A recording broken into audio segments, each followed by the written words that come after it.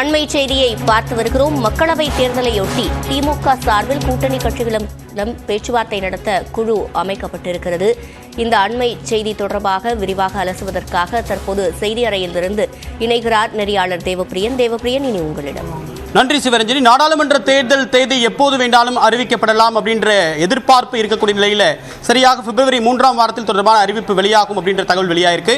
இந்த நிலையில் அரசியல் கட்சிகள் தங்களுடைய தேர்தல் பணிகளை ஏற்கனவே முடக்கி விட்டிருக்காங்க. தற்போது திமுக அதற்கான அதிகாரப்பூர்வ பணிகளை தொடங்கியிருக்கு அப்படின்னு சொல்ல முடியும். தற்போது இரண்டு மிக முக்கியமான ஒரு குழுக்களை திமுகவுடைய பொதுச் செயலாளர் திரு துரைமுருகன் அவர்கள் அறிவித்திருக்கிறார். ஒன்று, நாடாளுமன்ற தேர்தல் அறிக்கை தயார் செய்வதற்கான ஒரு குழு, மற்றொன்று தேர்தல் அறிக்கை தயாரிப்பதற்காகவும் கூட்டணி தொடர்பாக பேச்சுவார்த்தை நடத்துவதற்காகவும் ஒரு குழு என்பது அறிவிக்கப்பட்டிருக்கு. தொடர்பான கூடுதல் விவரங்களை நம்முடைய சிறப்பு செய்தியாளர் பாண்டிராஜ், இந்த அறிக்கையுடைய முக்கியத்துவம் என்ன, எதற்காகலாம் குழு அமைக்கப்பட்டிருக்கு, இந்த குழுவில் யாருக்கெல்லாம் முக்கியத்துவம் கொடுக்கப்பட்டிருக்கு?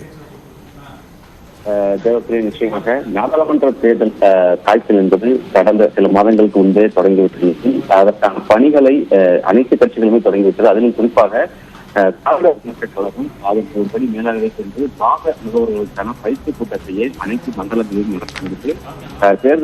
தேர்தல் களத்தில் தற்பொழுது முன்னோடி இருந்து வருகிறது. அந்த சூழலில் தற்பொழுது தமிழகத்தில் உள்ள அரசியல் கட்சிகள், அதாவது மாநில கட்சிகளில் திமுக முதன்மையாக தற்பொழுது நாடாளுமன்ற தேர்தல் தொடர்பான குழுக்களை அறிவித்திருக்கிறது. அதில் குறிப்பாக நாடாளுமன்ற தேர்தல் அறிக்கையை தயாரிப்பதற்கான குழு மற்றும் தேர்தல் ஒருங்கிணைப்பு குழு, அதே போன்று தேர்தல் கூட்டணி கட்சிகளுடன் பேச்சுவார்த்தை நடத்தக்கூடிய பேச்சுவார்த்தை குழு என்ற ஒரு 3 முக்கிய குழுக்களை நியமித்து தற்போது திமுகவினுடைய தலைமையானது அறிவிப்பானது வெளியிட்டிருக்கிறது. மிக முக்கியமாக நாடாளுமன்ற தேர்தல் அறிக்கை தயாரிக்க குழு ஒன்று அமைக்கப்பட்டிருக்கிறது. அதில் கனிமொழி கருணாநிதி எம்பி தலைமையில் கிட்டத்தட்ட ஒரு 8க்கும் மேற்பட்ட அந்த உறுப்பினர்கள் அடங்கிய அந்த குழுவானது அமைக்கப்பட்டிருக்கிறது. அது மிக முக்கியமாக திமுகவினுடைய தலைமை கழக செய்தி தொடர்பு தலைவர் TKS இளங்கோவன், டெல்லி சிறப்பு பிரதிநிதியும், அதே போல திமுகவினுடைய கழக விவசாய அணியினுடைய செயலாளர் கூடிய AKS விஜயன், அதே போன்று திமுக கழகத்தினுடைய சொத்து பாதுகாப்பு குழு செயலாளராகவும் அதே போன்று அமைச்சராகவும் இருக்கக்கூடிய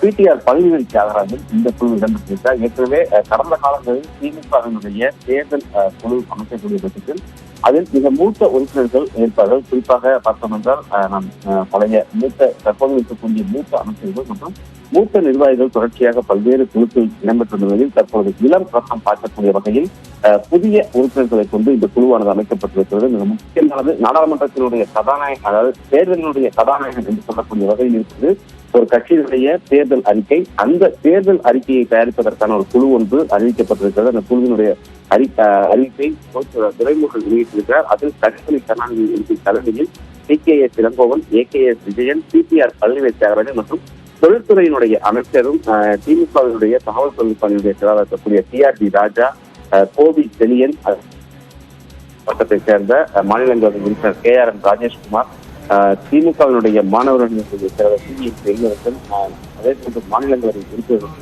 MM அப்துல்லா, அதே போன்று ஆயிரமலக்கு சட்டமன்ற தொகுதியினுடைய உறுப்பினரும் அதே போன்ற இளம் மருத்துவருமான எல்எல் நாகநாதன், அதே போன்று சென்னை மாநகர் மேயர் பிரியாவும் இந்த குழு இடம்பெற்றிருக்கார்.